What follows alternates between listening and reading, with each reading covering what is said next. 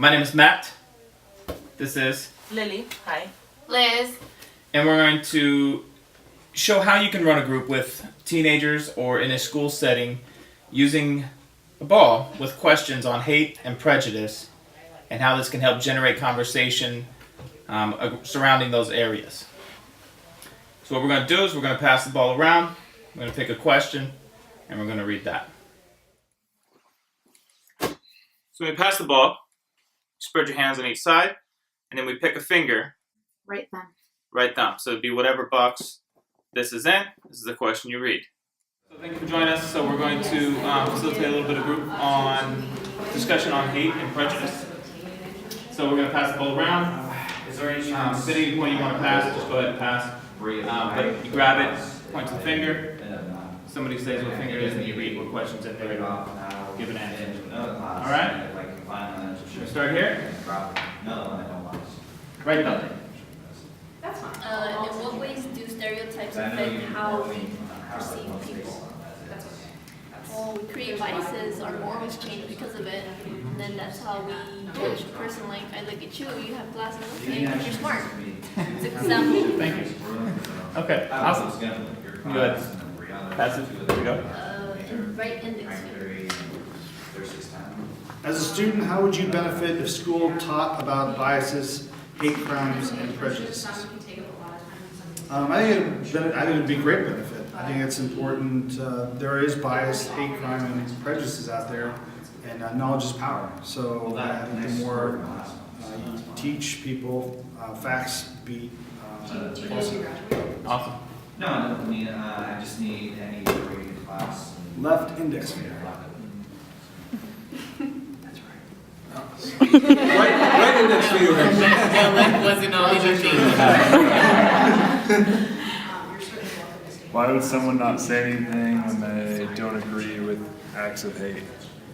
I'd want to be alienated if they agree with it, and maybe there's other people that they're hating against in the room. They don't want to say it in front of the people they're hating against. Right. Sometimes they don't want to stand up. Okay. Yes, I ma'am. think people are afraid to like stand against anything because there's so much versus like it's so much negativity versus positivity that people are afraid to stand up and voice their opinion. I agree. Awesome. Bystander syndrome. Yep. You don't want to be the first one to stand up. You just wait for somebody else to do it. Sometimes it's not the cool thing to do to stand up against. Absolutely. Okay. Awesome. No, we can still sign a contract once you start. I'll go. What was your first experience of prejudice? Well, I used to have a strong accent, and I don't have it anymore. But people used to judge me or, think of the worst because I have just because I have an accent, they think I'm from, I am from another country, but I said they make mean comments and stuff like that about me. Right. And I just had to learn to deal with it. So I guess that was my first encounter. Awesome. Thank you for sharing. You're welcome. Pinky. Right pinky. Name 2 hate groups. Ooh. I ain't gonna lie, that is hard. I don't focus on negativity. When you say hate groups, I'm just gonna think like KKK. That's the first one that comes to my head.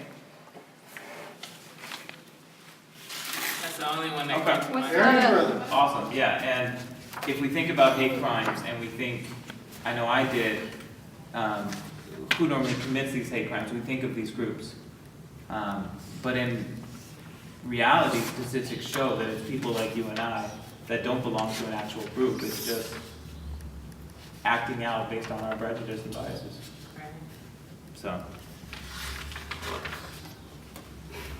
know how good I did, so let me apologize in advance. That's all right. Who is someone you have seen stand up to prejudice? Well, I guess in my middle school,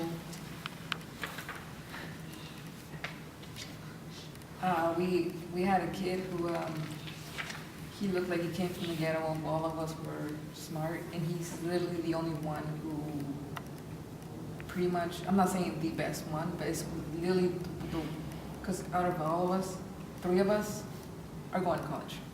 The rest are pregnant, dead, or Wow. dead end. Just 3 of us are going to college, and he was the one that was told, you're gonna be dead, or you're gonna be dead. Right. And he didn't. He's one of the smartest kids I know. Awesome. So it goes to show about the prejudice, it's not always judging, but, they say the book by the cover, but yeah, not judging based on what someone looks like. Yeah, I actually know a story similar to that. I worked with this attorney over the summer, and her husband, he went to Bell Gardens High School down in LA, and he told a bunch of counselors that he wanted to apply to college, and he wanted to know what colleges he could apply to, and they told him not to. And they said, why are you going to apply to college? You're not going to get it. You're not going to do anything. He's a judge now. Wow. Yeah, that was me actually. At high That's school, pretty cool. I wanted to graduate, and the teacher said, oh no, the counselor said, you're not gonna graduate, so there's no point. Wow. But I'm here, so. Yeah. Way to use the negative motivation to turn it into a positive. Yeah. Lots of counselors out Yeah. That's my brother, since he Yeah. stutters, he was supposed to be in special ed. Mhm. Mom said no, Right. and he's in UC Santa Cruz, majoring in math. Wow. So. That's great. That's awesome. That's great.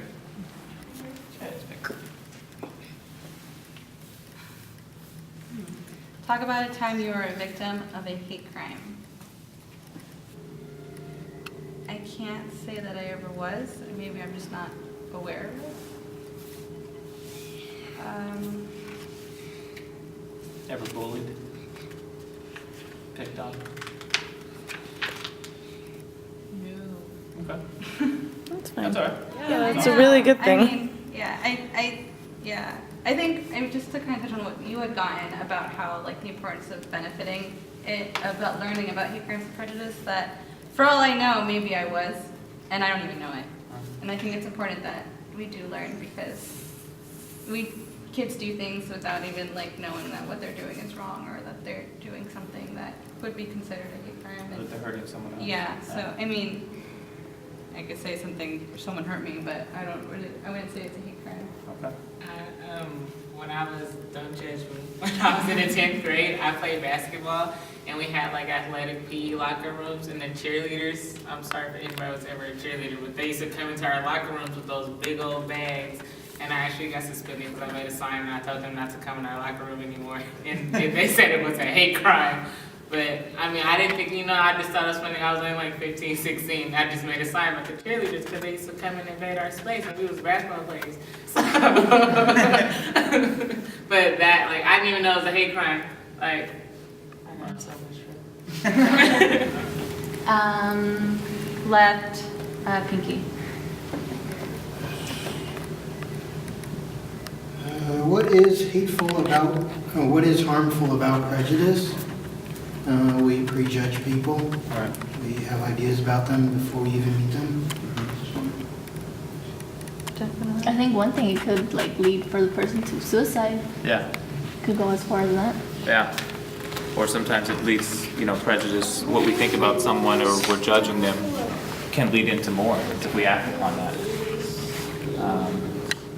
Can change our reaction, can change our interaction with that person as well. Definitely. Awesome. Well, thank you, everyone. Appreciate it.